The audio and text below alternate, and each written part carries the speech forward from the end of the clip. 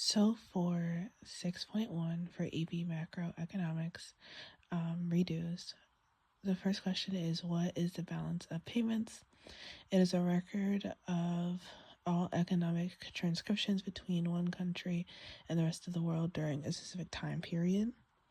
And what does the balance of payment even track? It tracks money inflows and outflows, such as exports and imports of goods and services,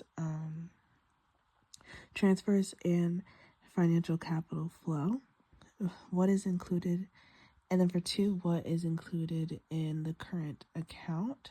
In the current account, net exports, investment income, and net transfers are all included.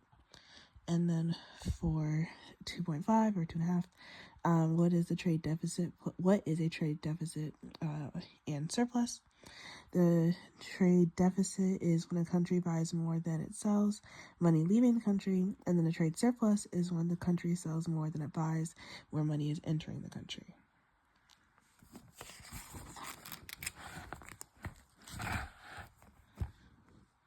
And then for question 3, what is in a capital / financial, and financial account? Foreign direct investments, which is things like buying companies and real estate. Portfolio investments, things like buying stocks and bonds and more. And then loans, which is lending and borrowing from another country. And then what is CA plus CFA equal? Equals 0. And then it's every transaction has an equal and opposite flow. The two accounts balance each other out. The money leaves. If money leaves one account, it must show up in another. And then for 5, where does the U.S. stand in terms of trade deficit and surpluses?